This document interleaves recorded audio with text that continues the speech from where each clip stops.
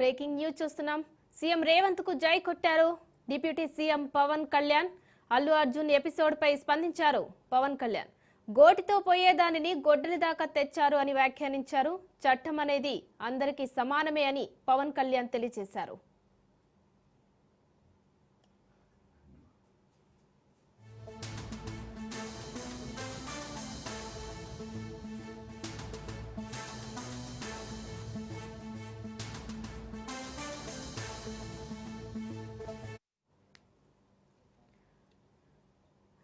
Deputy CM Pawan Kalyan తో నిర్మాత దిల్ రాజు భేటీ అయ్యారు. సీఎం రేవంత్ కు మొత్తానికి జై కొట్టారు deputy CM Pawan Kalyan.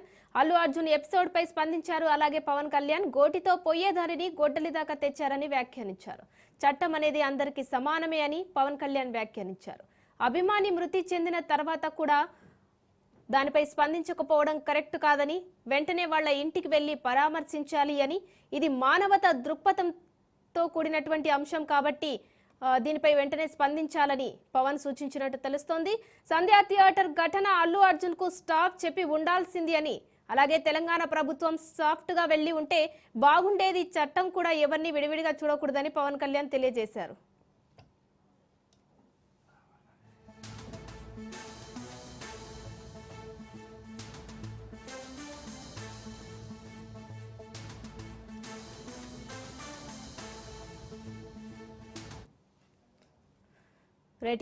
AP deputy CM Pawan Kalyan తో నిర్మాత దిల్ రాజు భేటీ అయ్యారు. ఈ భేటీలో మొత్తానికి పవన్ కళ్యాణ్ కూడా సీఎం రేవంత్ కి జై కొట్టారు.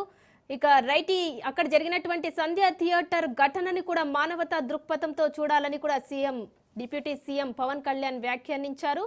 గోటితో పోయేదాన్ని గొడ్డలి దాకా తేవడం అంటే ఇదేనని బహుశా వ్యాఖ్యానించారు పవన్ కళ్యాణ్. మొత్తానికి అల్లు అర్జున్ ఎపిసోడ్ పై పవన్ కళ్యాణ్ కూడా స్పందించారు. మొత్తానికి సీఎం రేవంత్ రెడ్డికే ఆయన కూడా జై కొట్టారు. సో ఇలాంటి ఘటనలు పునరావృతం కాకుండా చూసుకోవాలని కూడా ఆయన తెలియజేసినట్టు తెలుస్తోంది.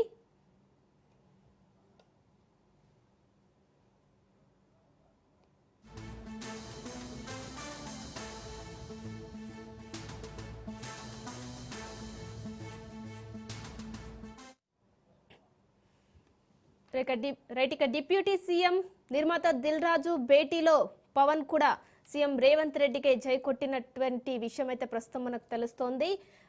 గోటితో పోయేదాన్ని గొడ్డలి దేక తేవడం అంటే ఇదేనని కూడా పవన్ కళ్యాణ్ వ్యాఖ్యానించినట్టు తెలుస్తుంది. మొత్తానికి అల్లు అర్జున్ ఎపిసోడ్ పై అయితే పవన్ కళ్యాణ్ స్పందించారు. మానవతా దృక్పథంతో సంధ్యా థియేటర్లో జరిగిన ఘటనను చూడాలని, చట్టం అనేది అందరికీ సమానమేనని పవన్ కళ్యాణ్ కూడా వ్యాఖ్యానించినట్టు తెలుస్తోంది. ఇదే అంశంపై మరింత సమాచారం మా ప్రతినిధి కృష్ణప్రసాద్ అందిస్తారు. కృష్ణప్రసాద్, చెప్పండి. పవన్ తో దిల్ రాజు సమావేశం జరిగింది. సో ఈ సమావేశంలో మొత్తానికి డిప్యూటీ సీఎం కూడా రేవంత్ కే జై కొట్టినట్టు తెలుస్తుంది. సో దీనిపై డీటెయిల్స్ ఏంటి?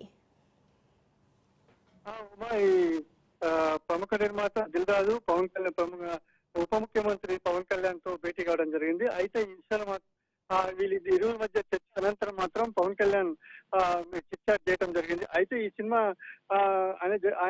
ఆయన మాటల్లో అయితే మాత్రం సినిమా అనేది ఒక సంస్కృతి, మన కళ్ళను మనం ఎవరికైనా చూపించుకోవచ్చు.